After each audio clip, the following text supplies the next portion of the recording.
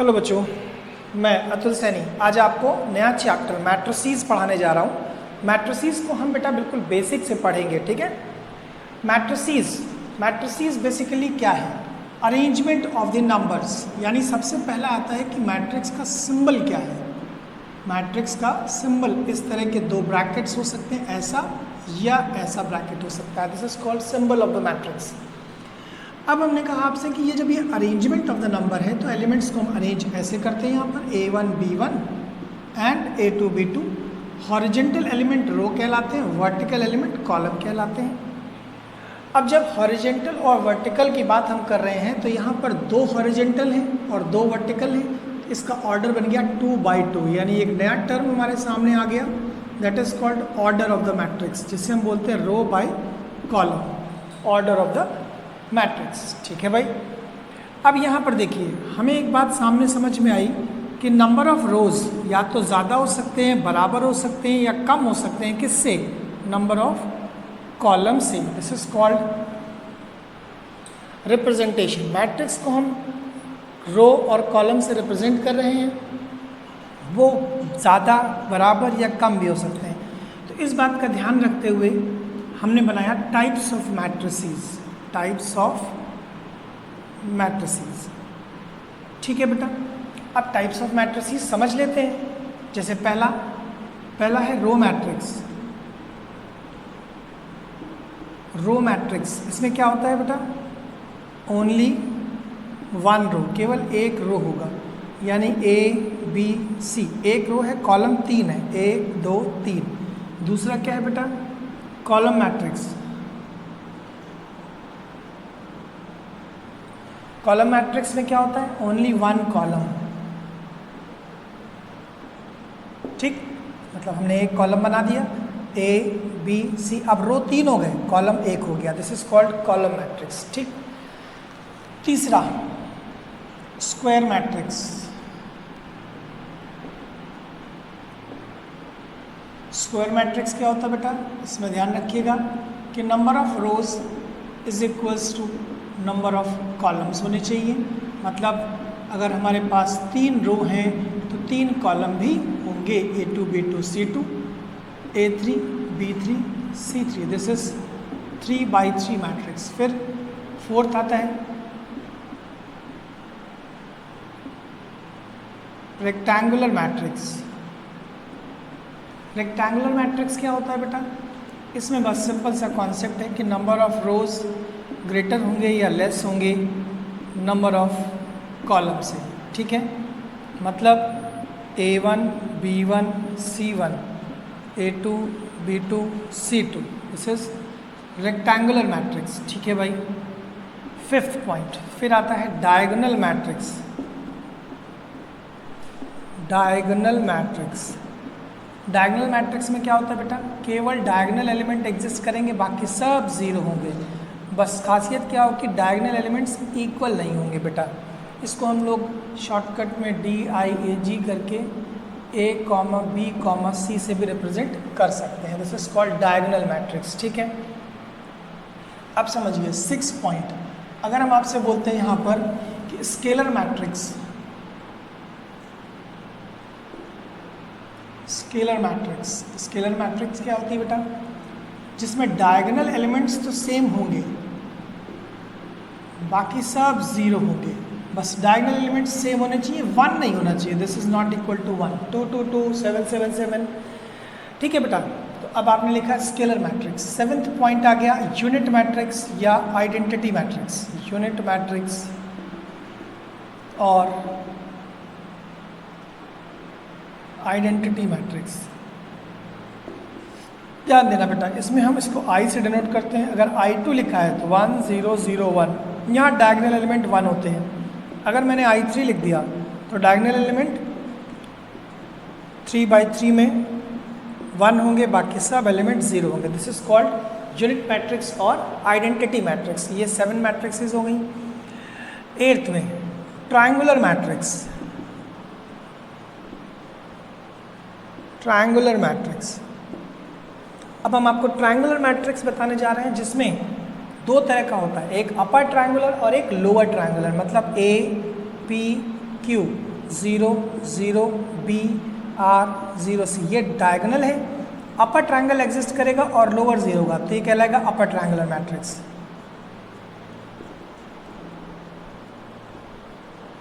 Upper triangular matrix, ठीक है। और जब लोअर एग्जिस्ट करेगा तो लोअर ट्रायंगुलर मैट्रिक्स, इसे बोलते हैं ट्रायंगुलर मैट्रिक्स, ठीक है। इसको समझ लो और नोट कर लो बेटा फटाक से।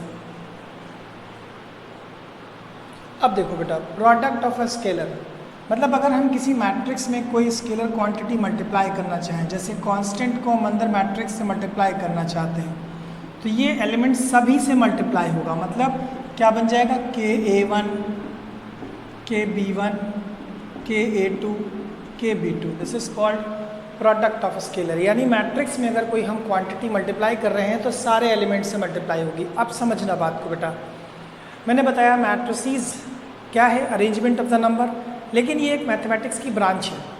ब्रांच का मतलब क्या हुआ कि ये अपने सारे मैथमेटिकल ऑपरेशंस को फॉलो करेगा, like addition, subtraction, multiplication, division, all that. तो अगर हम यहाँ पर पढ़ेंगे अब अगला टॉपिक, तो वो क्या होगा, algebra of matrix. Algebra of matrices मतलब सबसे पहला पॉइंट आता है एडिशन एंड सब्ट्रैक्शन, सबसे पहला पॉइंट। क्यों? क्योंकि हम लोग सबसे पहले नंबर्स को बेटा ऐड और सब्ट्रैक्ट करके ही तो देखते हैं, तो वही काम यहाँ पर भी करेंगे हम, एडिशन एंड सब्ट्रैक्शन। सबसे पहली बात क्या होती है कि ये पॉसिबल कब है, तो पॉसिबल तभी है जब ऑर्डर सेम होगा, ये याद रखिएगा कि सबसे पहला, क्योंकि मैट्रिसेस का सारा कॉन्सेप्ट अपने रूल्स पर ही डिपेंड करता है। तो जैसे पॉसिबिलिटी चेक कर ली, एग्जाम्पल से हम समझाने की कोशिश करते हैं इसको। जैसे एक मैट्रिक्स A है 2 1 0 3, B मैट्रिक्स है -1 4 3 2, और हमने आपसे कहा कि भाई जरा फाइंड करना 2A - 3B, तो आपने क्या कहा, सर इसको पहले सारे एलिमेंट्स को 2A से मल्टीप्लाई करो, तो ये 4 हो गया, 2 हो गया, 0 हो गया, 6 हो गया, और B को 3 से मल्टीप्लाई करो, यानी -3 12 9 6, this is B matrix 3B। अब माइनस करना है, सबको माइनस कर लो बेटा, element to element, 4 minus minus ये प्लस हो जाएगा 7, 2 - 12 -10, 0 - 9 -9, 6 - 6, दिस इज 0, ये कहलाएगा 2A - 3B। यानी माइनस कैसे होगा, एलिमेंट टू एलिमेंट ऐड और सब्ट्रैक्ट किया जाता है इसमें, ठीक है। एक और क्वेश्चन हम देख लेते हैं जिसमें अलग तरीके से ऐड और सब्ट्रैक्ट होता है। जैसे मैंने बोला आपसे कि x + y this is equals to 4 3 1 0 and x - y is equals to 2 5 7 1, ये दो इक्वेशंस साइमल्टेनियस इक्वेशन। अब कैसे सॉल्व करेंगे इसको, बिल्कुल साइमल्टेनियसली। हमने इसमें से देखो y कैंसिल कर दिया, x + x कितना हो गया 2x। अब इन दोनों मैट्रिक्स को ऐड करना है, बिकॉज ये माइनस था ये प्लस था, तो ऐड ही तो किया गया था, साइन चेंज नहीं किया गया। तो अब इन दोनों को ऐड कर रहे हैं, 4 1 3 0 प्लस, ऐड करने का तरीका देखिए 2 5 7 1, इन दोनों को ऐड कर रहे हैं, 4 + 2 6 3 + 5 8 1 + 7 8 0 + 1, दिस इज द एडिशन। अब क्योंकि ये 2x था, तो x निकालने के लिए क्या करेंगे हम, 2 से डिवाइड कर देंगे, 3 4 4 1/2, दिस इज x। अब हमें y निकालना है, तो इक्वेशन क्या थी, x + y is equals to 4 3 1 0। यहाँ से y निकालने के लिए इसमें से x माइनस कर दो, 4 3 1 0 - x 3 4 4 1/2, ठीक है बेटा। अब इसको एक बार माइनस करो, देखो y कितना आ रहा है, y is equals to, subtract कर लिया, 4 - 3 1, 3 - 4 -1, 1 - 4 -3, 0 - 1/2, तो this is -1/2। This is called x and y with the help of equation, ठीक है। चेक कर लो बेटा फटाफट। अब नेक्स्ट पॉइंट है बेटा इक्वल मैट्रिक्स। इक्वल मैट्रिक्स कैसे हम लोग डिस्कस करेंगे, जैसे हमारे पास दो मैट्रिक्स इक्वल है, सबसे इंपॉर्टेंट चीज़ क्या होती है, इसमें ऑर्डर भी सेम होगा और एलिमेंट्स भी सेम होंगे। मतलब अगर हमने आपसे बोला 2x - 1 5 y + 4 3, this is equals to 5 6 and 5 and 2 plus Z, ऐसे बोल दिया गया। अब ये दो मैट्रिक्स इक्वल है, तो देखो पहला एलिमेंट पहले के इक्वल ले लेंगे हम, तो यहाँ से क्या मिलेगा 2x माइनस वाई बराबर 5, तो 2x बराबर 6, x बराबर 3 आ गया, पहला एलिमेंट आ गया। दूसरा एलिमेंट देखो 5 के इक्वल ऑलरेडी है, y प्लस 4 इज 6, तो y इज इक्वल्स टू 2 आ गया। तीसरा एलिमेंट 3 और इसके इक्वल है 2 प्लस जेड, यानी 3 is equals to 2 plus Z, तो z की वैल्यू कितनी आ गई 1। This is called x, y and z। इस तरह से हमने एडिशन सब्ट्रैक्शन देखा और इक्वल मैट्रिक्स देख ली। ठीक है, समझ लो बेटा। फिर नेक्स्ट टॉपिक देखो बेटा, नेक्स्ट मल्टीप्लिकेशन। अब हम मल्टीप्लिकेशन करते हैं। देखो कोई भी टॉपिक पढ़ो बेटा बहुत नॉर्मल स्पीड में और आराम से समझ कर पढ़ना। पॉसिबल कैसे चेक करते हैं, जैसे हमें दो मैट्रिक्स को मल्टीप्लाई करना a इंटू बी, तो पहले a का ऑर्डर लिख लो r1 बाई c1, फिर b का ऑर्डर लिख लो r2 बाई c2। ये पहले के रो और कॉलम है, ये दूसरे के।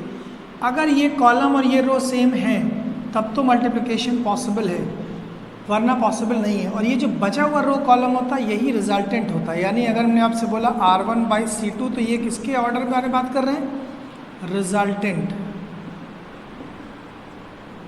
रिजल्टेंट मैट्रिक्स का ऑर्डर है। ठीक है कि नहीं।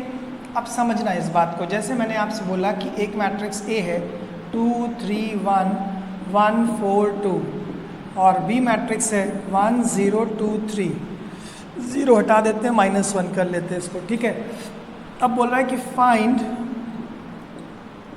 AB and BA if possible. सबसे इम्पॉर्टेंट चीज़ क्या थी, इसने पूछी कि पॉसिबल है तब करोगे। A का ऑर्डर कितना है, फटाक से देखो 2/3, और B का ऑर्डर 2/2। ठीक है, हमने A इंटू बी लिख कर चेक किया, तो A का ऑर्डर है 2/3 और B का ऑर्डर है 2/2। ये दोनों इक्वल नहीं है, यानी A into B not possible. ठीक है, बहुत ध्यान से। अब B इंटू A की बात की गई, तो B का ऑर्डर कितना है 2/2 और A का ऑर्डर कितना है 2/3। दिस इज इक्वल, यानी कि ये B इंटू A पॉसिबल है। बस इम्पॉर्टेंट चीज़ यहीं पर है बेटा कि B इंटू A पॉसिबल है। तो अब इसको कैसे करते वो देखिए। बचा हुआ ऑर्डर तो यही होगा 2/3, जो रिजल्टेंट मैट्रिक्स होगी उसका ऑर्डर 2/3। B को मैट्रिक्स को लिख लो 1 2 -1 3। बस इम्पॉर्टेंट चीज़ यहीं पर है 2 1 3 4 1 2। अब कैसे मल्टीप्लाई करते हैं ध्यान दीजिएगा। जैसे ऑर्डर लिखते हैं रो इंटू कॉलम, वैसे ही मल्टीप्लाई करते हैं रो इंटू कॉलम। तो ये कॉलम उठाइए, एंटी क्लॉकवाइज घुमाइए, टॉप पे लिख दीजिए 2 1 मल्टीप्लाई ऐड, मतलब 2 इंटू 1 प्लस 1 इंटू 2 हो गया, 2 इंटू -1 यानी -2, 1 इंटू 3 तो +3। इसका काम खत्म, ये काम कंप्लीट, इसको हटा दो। अब हम इस कॉलम को उठाएंगे, इस कॉलम को एंटी क्लॉकवाइज लाए 3 4, तो 3 1 ज़ा 3 प्लस 4 2 ज़ा 8। दिस इज 3 इंटू -1 तो -3 प्लस 4 3 ज़ा 12, ये हो गया। अब तीसरे कॉलम की बारी आई बेटा, तो तीसरा कॉलम उठा लीजिए फटाक से। थर्ड कॉलम उठाया 1 2, 1 से मल्टीप्लाई किया 1 प्लस 2 2 ज़ा 4, 1 इंटू 1 -1 प्लस 3 2 ज़ा 6। देखो ये रिजल्टेंट मैट्रिक्स मिलने जा रही है 4 1 11 9, this is 5, this is 5, this is called 2/3 order. देखो यही रिजल्टेंट था 2/3 ऑर्डर का। इसे बोलते हैं मल्टीप्लिकेशन ऑफ टू मैट्रिसेस। ठीक है, देख लो और चेक कर लो, फिर इस पर एक क्वेश्चन और लगाते हैं। अब हमने एक क्वेश्चन लिखा बेटा, एक A मैट्रिक्स है 2 2 1 0 1 -1 1 3 0। अब हमें एक इक्वेशन फॉर्मेट कर लिया। बोल रहा है कि फाइंड A² - 5A + 4I, इसकी वैल्यू निकालनी है। तो हम क्या करेंगे देखिएगा, ध्यान से देखिएगा बेटा। सबसे पहले हमें क्या करना है, A² that is A into A multiply कर लेते हैं 2 2 1। बस ध्यान से करना, ये अच्छा क्वेश्चन है। 1 3 0 और मल्टीप्लाई कर रहे हैं 2 2 1 0 1 -1 1 3 0। ठीक है, अब मल्टीप्लाई करके जरा देखो बेटा क्या आ रहा है। ये वाला कॉलम पूरा पूरा ऊपर मल्टीप्लाई होगा, वैसे ही सिखा रहे 2 इंटू 2 4, 0 इंटू 2 0, 1 इंटू 1 +1 पूरा हो गया। अब ये कॉलम घूम कर यहाँ आ चुका है, तो 2 इंटू 2 4 प्लस 2 प्लस 3, अब फिर नीचे मल्टीप्लाई करो 2 माइनस 2 प्लस 0, ये पहला column complete. Second column 0 into 2 0, 1 into 0 0 minus 1, फिर 0 प्लस 1 माइनस 3, फिर 0 माइनस 1 प्लस 0, ठीक है। अब तीसरा कॉलम 1 यानी 2 प्लस 0 प्लस 0, फिर कितना आएगा 1 इंटू 2 प्लस 3 प्लस 0, फिर 1 minus 3 plus 0, this is product. अब देखिए कितना बच रहा है, चेक कर लीजिएगा, कभी कभी मिस्टेक हो जाती है बेटा। तो कितना आएगा 9 0, नाउ माइनस 1 माइनस 2 माइनस 1, ठीक है। चेक करते चलना 2 5 minus 2, this is a square. अब हम ए स्क्वायर और इन सब की वैल्यू रखकर चेक करेंगे। चलो पहले रखो बेटा। अब देखो बेटा, अब मैंने यहाँ पर ए स्क्वायर निकाल लिया, अब हम इसमें वैल्यू पुट करने जा रहे हैं। ए square minus 5a plus 4i, यानी ये मैंने एक्सप्रेशन पूरा यहाँ रिपीट लिख लिया। ए स्क्वायर की वैल्यू रखी और ए को 5 से मल्टीप्लाई कर लिया, यानी सारे एलिमेंट 5 से मल्टीप्लाई कर दिए गए, ये आ गया। 4i मैंने बताया था आइडेंटिटी मैट्रिक्स है, क्योंकि ये सब 3×3 ऑर्डर है, तो यहाँ पर i भी 3×3 ऑर्डर लेंगे। अब जरा हम सबसे पहले माइनस करते हैं, 5 माइनस 10 माइनस 5, ठीक है। माइनस 1 0, तो minus 1, 2 minus 5 minus 3, 9 minus 10 minus 1, minus 2 minus 5 minus 7, अब 5 minus 15 minus 10, 0 minus 5 minus 5, minus 1 minus plus 5 0, minus 2 minus 0, तो माइनस 2 प्लस, अब i की बारी आ गई है, अभी i को बाद में करते हैं। अब 4i minus 5 plus 4, it will be minus 1, minus 1 minus 3 minus 1 minus 3 minus 10 minus 5 0 and 2। देखो ये हमारा पूरा सिंप्लीफाई होकर एक नई मैट्रिक्स आ गई, जैसे हम बोलते हैं कि सॉल्यूशन ऑफ दिस इक्वेशन, और ये एक मैट्रिक इक्वेशन है। इसको जरा चेक कर लो बेटा फटाफट, फिर नेक्स्ट। अब देखो बेटा, चेक करने में एक मिस्टेक हम लोगों को मिल गई, जैसे -1 और यह माइनस प्लस 5 था, तो यहाँ कितना बचना चाहिए था, 4 बचना चाहिए था, इसीलिए इसको चेक करना ज़रूरी है। अब 4 और ये 0, तो यहाँ पर कितना आ जाएगा 4। अब ये मैट्रिक्स पूरी करेक्ट फॉर्म में आ गई, ठीक है। तो इस तरह से बेटा हम लोगों ने एडिशन, सब्ट्रैक्शन और मल्टीप्लिकेशन, ठीक, इन 3 चीज़ों को देख लिया। नेक्स्ट क्लास में हम आपको पढ़ाएंगे ट्रांसपोज और एडजॉइंट, ठीक। Thank you.